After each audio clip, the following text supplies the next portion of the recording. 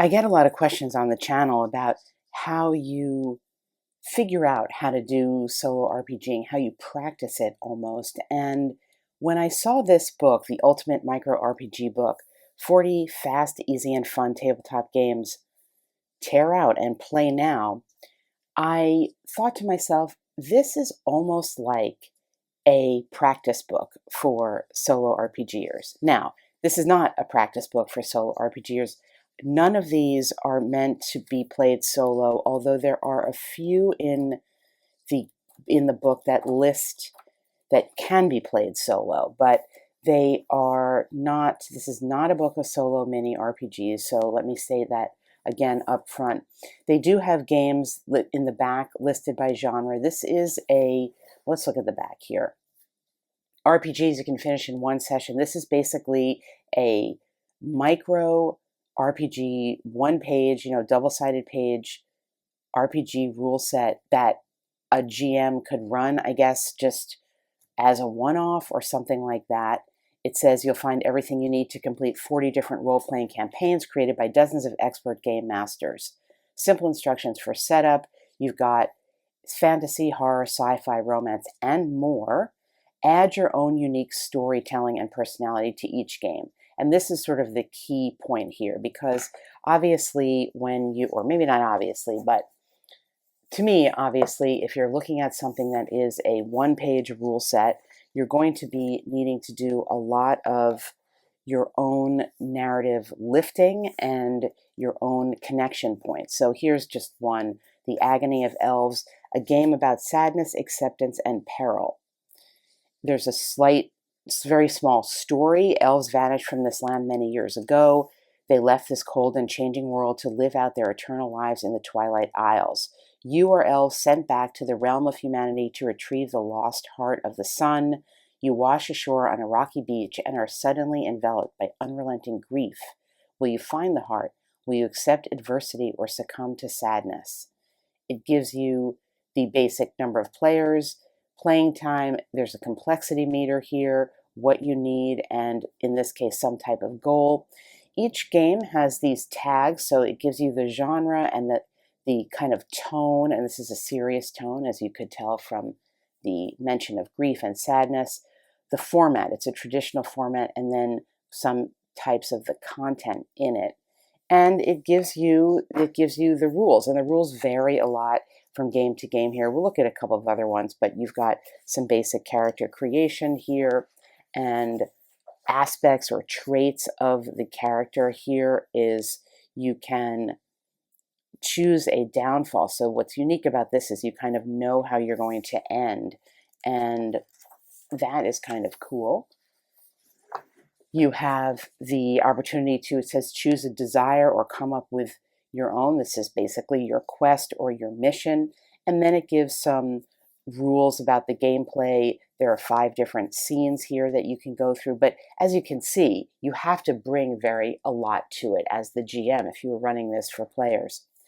As a soloist, this would be a great exercise in thinking about aspects of a story that you would bring to a construct of pre-existing rules, to a pre-existing scenario, world, set of feelings and motivations in a particular world. The next one's totally different.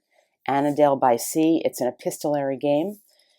The small town of Annandale by Sea is about a day trip away from the big city. 2 people play asynchronously over the course of multiple weeks or months by writing letters to each other. So this is a letter writing game in essence, and there are topics that suggested that you could talk about and some prompts that you are given. Again, it's extremely different, and I guess it would say here this is not a traditional game, so it is.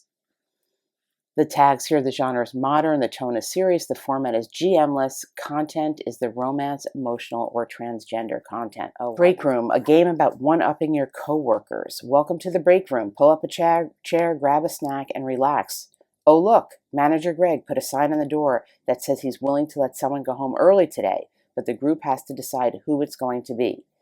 This could get ugly, or it could be your lucky day. So this is, the genre is comedy, the tone is funny, it's also GM-less, the content is about arguments and workplace stress. Basically, what it boils down to is a bunch of prompts of content, and in this case also utilizing different actions here, and the actions here are methods of communication and discussion. Broken Swords and Twisted Trails, a game of marching bravely into the dungeon and maybe crawling out.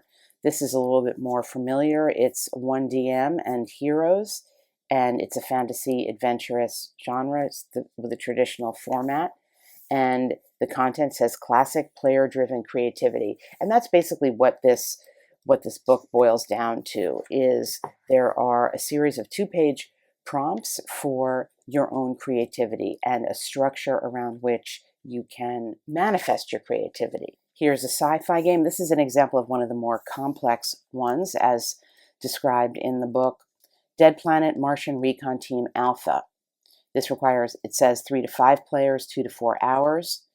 And it's a sci-fi, a scary format, and the content is gore, body horror, and tragic horror.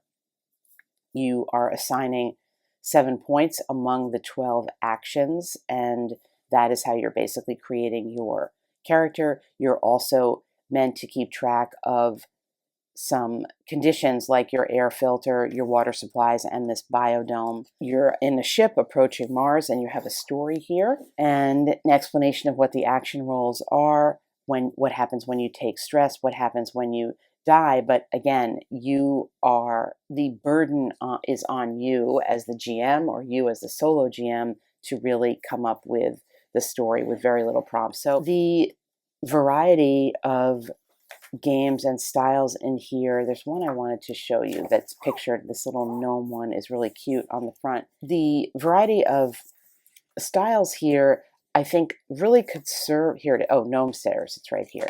A hero is a hero no matter how small. You are a 7-inch gnomish hero, called by your fellow gnomes to lead them from tragedy to a new land of promise. Only you and your compatriot heroic gnomes can create hope from loss in a world that towers over you. You get an occupation when you create your character. You could be a crafter or a sage or an oracle. And there are 3 chapters described in the story, so each chapter will be full of challenges. Chapter 1, A New Home. Each player on their event describes, that's what they're doing, describes an aspect of the homestead, what it looks like, what the surrounding dangers are, and so on. Again, it's very, very much left up to you. There are no further prompts than that. So for the solo player, I think this is, as I mentioned, just a great way of helping your brain learn to think along creative lines when you're given some parameters, but not others. And in this case, you can see it goes from, they probably did this intentionally, this very lightness of the Gnomesteaders to this literally very dark. This is a sort of a special forces, maybe CIA type of game where you have an agent that is, you have gear that you can get, and you are working to ensure the continued stability of the world. Armed with specialized training, weaponry, and equipment, you're the first line of defense against nefarious forces attempting to seize global control. And you have 4 moves you can make: engage, evasion, apply training, and to aid. And it explains how the mechanics for making the roll. You have very basic, like 3d6 table here to design your mission. So your objective could be to identify or eliminate a target in a museum using, or your opposition is going to be a private military corporation. Very big ideas in a very small and short. I guess it will be called a rule set. I would call it a set of rules suggestions, or rules parameters and suggestions. We'll just look at a couple more here. A green hour, the dying land. According to the land is dying. According to the temple, your arranged marriage will determine the fate of the land and the survival of the old gods, uniting the 2 of you into a new god. You stand before each other in the sacred bower devoted to your union.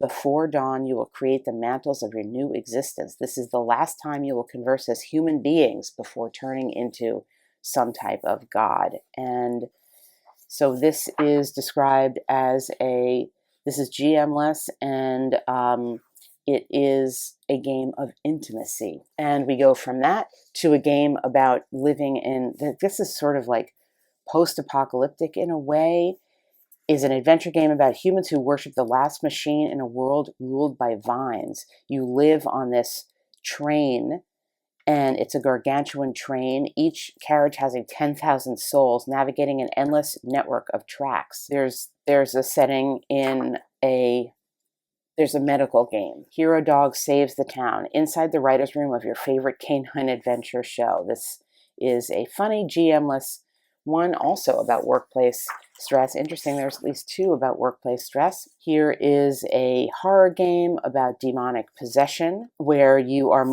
families moving into a new home and is soon terrorized from a being from beyond. And you have, again, prompts about where you're living, what the terror is, and what can possibly happen. This game uses a deck of tarot cards. Here's another one about workplace. Survive the stress and annoyances of your job as a top research scientist. Well, I'm not sure why I would want to play a game about work stress, but maybe somebody would. Here's a stress and annoyance list: bureaucracy, science, the quality of life, your work environment, your home life, your world. That seems a little depressing to me for gameplay. But I think you're seeing the point that there is a wide range here. Well, a few points here. Here's a surreal ghost story game. That looks pretty creepy. Here's a listing of the games by genre. So you can see just quickly that there's a variety of different genres here. And you could see also in what I was showing you the style of the games based on the art, and also a listing of the complexity of the games. Now, I'll say I have not played any of these. I've read through the rules of some of them to get a sense of what they're offering. Obviously, even with the most complex one, you're looking at a 2-page rule set. The authors here are a very accomplished group of game designers and writers, and I'll just show you some of the pages here with the credits to the creators. You can obviously pause the video if you want to take a closer look at any of these pages. And there's a couple of character sheets, and well, one character sheet in the back, and then there's some pages here. I'm not sure. The whole thing is perforated, so it is meant to be pulled out and used, tear out and play now, as I said. And we'll just take a final, as we end here, we'll take a look at what the book is saying about the book. Welcome to the world of micro role-playing games. Since their invention in the 70s, RPGs have entranced millions upon millions of players, as we know. Each game has everything you need to make characters, build a world, and start playing, all in about 2 pages per game. I think it says, above all, micro RPGs are about storytelling. You and your fellow gamers tell stories. Where you go with them is up to you. Because of the compressed nature of micro RPGs, the events of the resulting stories are few, but the range is as wide as the players want.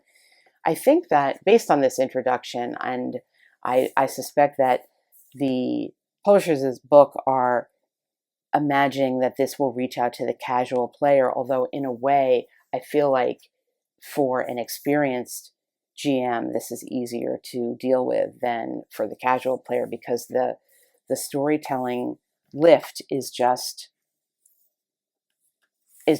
heavier in this way. And I'm not going to go through all of these things. What is a PC? What is a GM? And suggestions or reminders that people matter more than games and fun matters more than rules, explaining how to use the tools. As I said at the beginning, the Ultimate Micro RPG book, I think it makes a really useful tool, especially for soloists who want to flex their storytelling muscles and feel responsive to general prompts, to feel narratively responsive to generalized prompts within a specific context. I think for that it would be very useful, and the wide range of themes and topics is also an attractive package.